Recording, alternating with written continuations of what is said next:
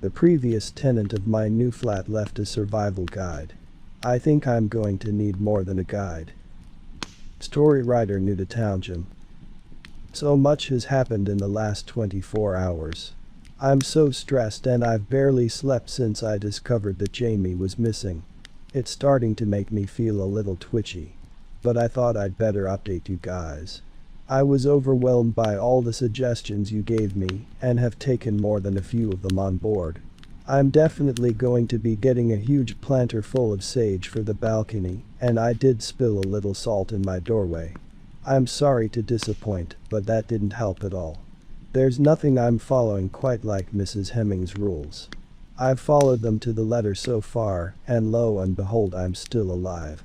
That's not to say it hasn't been tough. It'll start from the beginning. I was going crazy. And a few hours after my last post Jamie still hadn't returned.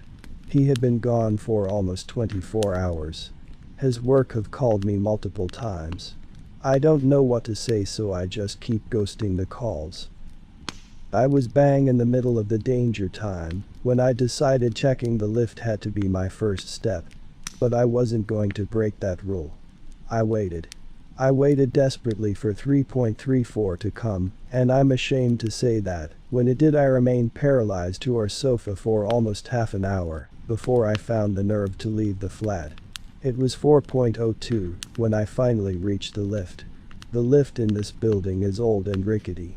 It hasn't been updated in a very long time and has likely been here as long as the building. Its big, clunky buttons stared back at me as I glared at them, hoping for some sort of answer or clue. My heart thumped, and I was overcome with a feeling of dread, but nothing came of any of it. It was hopeless. I stepped inside the lift, rode it up and down a few floors, and searched the entire perimeter with a phone torch for anything I could find. I found nothing. Jamie had completely disappeared. Sobbing and exhausted, I rode back to floor 7 and turned my key in flat 42, the perfect home that felt anything but home at that point. I sat at the cheap flat-pack dining table we'd managed to put together on move-in day and cried. My hands shaking as I held my phone. I was flitting between reading all your comments and contemplating calling the police for an hour. But I decided to call my friend Georgia instead. I needed a real person here. Things were so crazy I wasn't sure the police would be able to help with what little information I had. But I knew I needed to sound it out with someone. I'll spare you the details again, but I told her everything. She promised she'd be with me in the late morning. She had to take her younger brother to school. I waited anxiously. Not before arming every room exactly as advised. Before I knew it, I looked at the clock, and it was 8.23. I had around half an hour until the postman was due to show up. There was no way I was missing him today. I stood by the door looking vacantly at the wood, like someone in a film who was possessed. The exhaustion was really setting in, but Jamie was all I could think of. Pure adrenaline was keeping me standing. At 8.52 I opened the door. The next 2 minutes were the longest of my life, but when I saw him a wave of relief swept my entire body. Right on cue, 8.54 the postman, Ian Flanders, stood in front of me, a smile that barely hid his concern covering his younger than expected face. He didn't look old enough to have been the postman for over 35 years, but I was too distracted by the answers that I needed from him to care. "You must be the new tenant," he stated, but in a way that it sounded like a question. I struggled with my answer, so I got straight to the point. "Mrs. Hemmings left me a note. She said to speak to you if can I come in, dear. I think we need to chat." I ushered Ian in, my hands still shaking as I flapped them in the direction of the sofa, gesturing for him to sit down. I shoved the now slightly crumpled note into his lap and waited. "I'm glad Prue still thinks that highly of me. I will miss that old girl," he said with a coy smile as he reached the end of the note. "Can you help me or not?" I had no time for his ego trip over a moved-on neighbor. "I can help.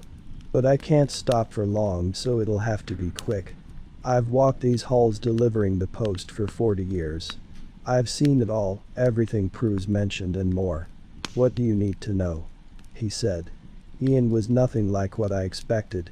The note made me feel like he was going to be a kindly old grandad type figure, but I couldn't have been more wrong. Postman Ian spoke with a thick city accent and wore a heavy gold chain around his tattooed neck. He had dyed his graying hair boot polished black. His demeanor was thankfully non-threatening but extraordinarily cocky. He was the sort of man I imagined in a betting shop, rubbing his grubby hands on notes as he bragged over a win. He didn't ask as he lit a cigarette in my living room. I didn't question it, we would usually smoke outside, but I wasn't going to argue over technicalities. I grabbed a bowl for the ash and lit one too. Let's start with the things in the lift. My boyfriend is missing and he took the lift at 3:15 over 24 hours ago.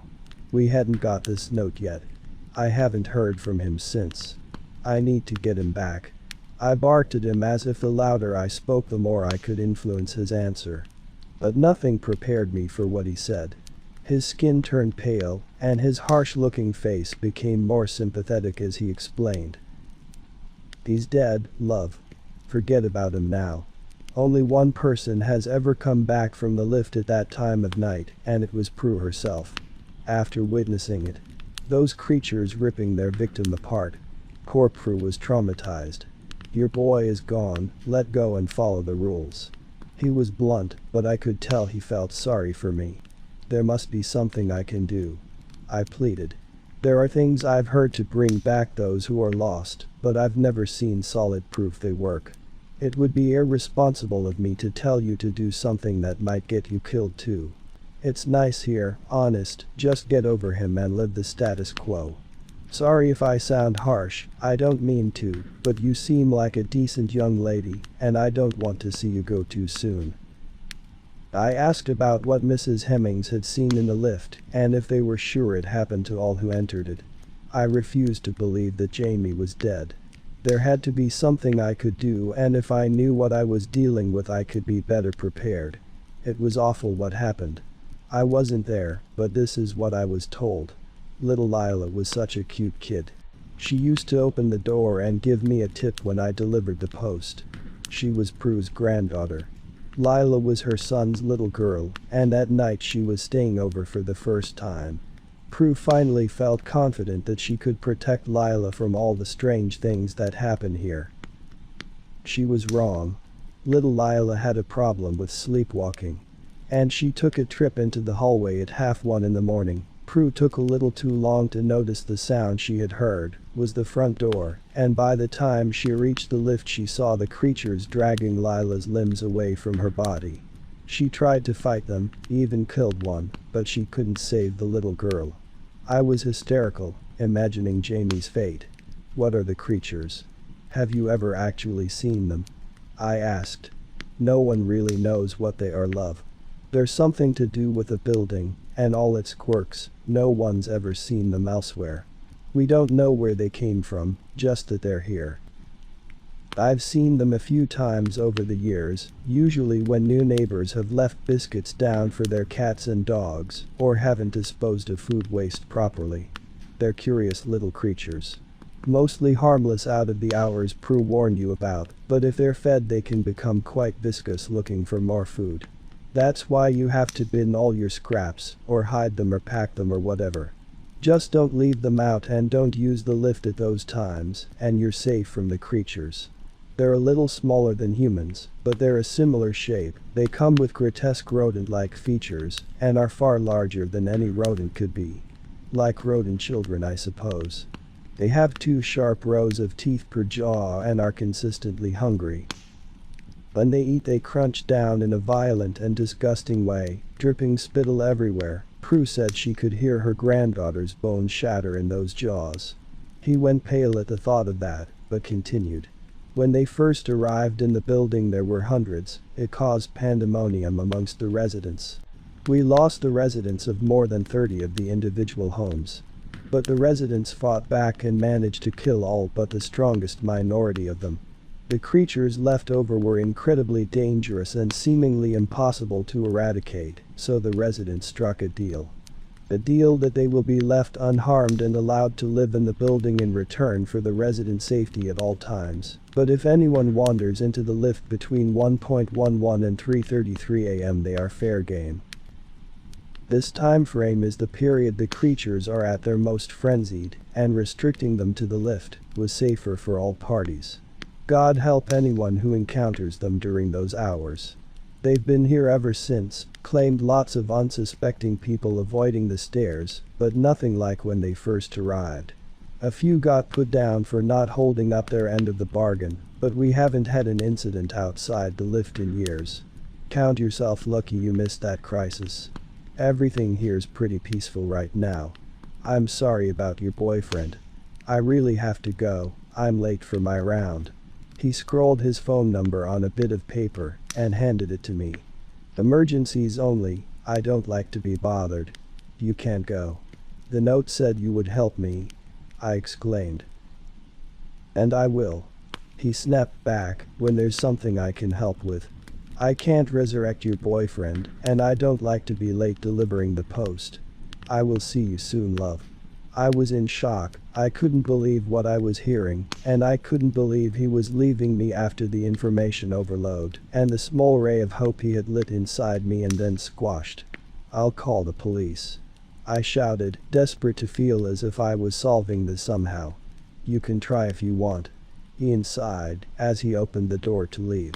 It just aggravates the creatures, and it isn't going to bring your boy back. Mr. Prentice hates it when police come too. If you want to get any sleep in the next week, then I'd avoid it. Wait a week, report him missing and learn to adapt to life, your love, or you'll be dead in days. And with that he shut the door behind him. I opened it again, I had so much more to ask, but he was gone, no sign of him anywhere in the corridor. Maybe it was me losing my mind, I might be imagining all these things. But no matter how much I willed it, the note was still there. And Jamie still wasn't. Georgia arrived not long after Ian had left.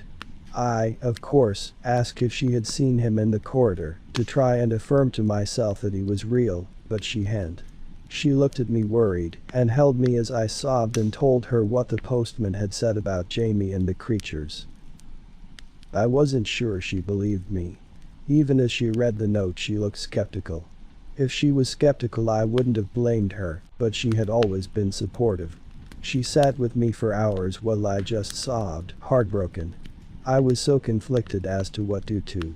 It felt insane that I hadn't contacted anybody, but this note had turned out to be accurate so far, and if the postman was to be trusted then I should wait. Georgia had been my best friend for many years, she stuck up for me when I was too scared to do it for myself, and had always been the brave one of the two of us. I felt safe around her, so after hours of crying and despairing at the way my life had changed in a matter of days I finally decided to take a nap. It was early evening and Georgia was watching some TV. Just there for me, if I needed her. Despite the deprivation, I struggled to fall asleep. I tried to imagine Jamie's arms around me, but it became a more painful reminder that they probably never will be again. Eventually, after what felt like an eternity of staring at the damp patch on ceiling, I drifted off. About 3 hours ago, I woke up, staring at the goddamn damp patch on the ceiling, and could hear chatting in the living room. I jumped out of bed and walked towards it. Georgia was on the sofa, with a middle-aged looking woman, both nursing a cup of tea in the matching mugs that Jamie had got me as a move-in present. My blood boiled, but it wasn't their fault. I cleared my throat to get their attention. "Oh, Katie. This is Natalia, she lives upstairs. We got chatting so I made her a cup of tea. I hope you don't mind." I looked at the dark-haired woman on the sofa, drinking tea from my cup, and nodded. Georgia was a sociable idiot with no understanding of when to not be herself. I wasn't going to lament her for it right now. It was her coping. Of course. "Hi Natalia, what flat do you live in?" I tried my very best to be polite. I would have to discuss not bringing people into my home mid-tragedy with Georgia after she had left, but until then I would be neighborly. "Flat 71. It's so nice to meet you, you have a lovely home." Natalia responded, Her lips curled at the corners into a smile that wasn't replicated in her eyes or the rest of her facial expression. She looked at me smugly, with full knowledge that I was aware of the implications of what she had just said. The rules. The flat number. Every now and again someone will knock at your door claiming to live in one of these flats and ask to borrow some sugar. They will seem entirely average, but you must shut and lock the door immediately. I installed 2 extra security bolts to avoid these fuckers. I don't like to swear at my age, but they really are fuckers. Prue's warning echoed in my mind, and I couldn't take my eyes off Natalia. Something really was off about her. I looked at Georgia sat on the sofa next to her and noticed her sweating. Anyone in the UK knows that it's been a hot for few days, but this was beyond just the ambient temperature. Her entire body was dripping. Suddenly, she began to pant. Natalia's eyes were locked to mine just like the window cleaner's had been. Nothing happened before with the cleaner, except this time the rule had been broken. She was already in the flat. Georgia started to scream as her skin blistered and charred. Her hair fell from her scalp as the skin flaked and melted away from every inch of her. She was being burned alive without a flame in sight. She scratched frantically at her own melting face, digging into the exposed raw flesh. The sound a person makes when they burn alive is like no other. That will never leave me. I screamed and screamed, but no one came to my door. I tried to grab my phone to call Postman Ian, but the wooden surface I had set it down on burned my fingers to the touch and forced me to recoil. She was going to set the whole flat alight. My actions needed to be quicker than a phone call. I grabbed hold of the large knife I had set down on the side earlier when weaponizing. The handle blistered my fingers instantly, but I didn't care. I needed to get her out now and help Georgia if I could. I ran towards the dark-haired lady, sweat dripping from my brow the closer I got, and plunged the knife into Natalia's throat. She gripped it and fell to the floor. She didn't bleed like a normal human. Her insides were black, she was still moving, and I figured it probably wouldn't be long before she stood right back up and tried again. So I dragged her into the hallway ready to bolt the door. As we reached the entrance of the corridor, one of the cats was waiting, hissing at her semi-conscious body. I caught her eyes fixate on it as I dumped her on the floor. I grabbed the cat, pulled him inside, wincing as its skin caused more burns up my lower arms, shut the door and watched through the peephole. She got up and held her hand to the wound, cauterizing it and walking off towards the lift. As if she hadn't been injured at all. I'd dropped the cat by that point, but every bit of naked skin it had touched throbbed and burned for at least an hour. Georgia hadn't been as lucky as Natalia with injury recovery. I anonymously called an ambulance for her. I couldn't believe it, but she was still breathing. She was badly burned and her life wouldn't be the same again, but she was alive. And for that I was grateful. It sounds awful, but I left her at the park across the road from the building. With no phone or ID. She's my best friend and I want to be there, but if I own up to involvement in injuries that bad they'll suspect me, and I lose the already slim chance that Jamie might be savable. It doesn't mean I don't care about Georgia, but she's alive. I won't believe Jamie isn't until I see it. So now I'm alone again, in the flat, conflicted about what to do. I want to leave. So badly. But this was mine and Jamie's first home together. If he's alive, and I can save him, then I wanted to be here for him to come back to. And if he's dead, and the postman is right, then I don't know if I can leave his memory behind. There's only one person I think could help me right now. So tonight I'm going to do some research, hunt down an address, and tomorrow morning I'm going to visit Prudence Hemmings.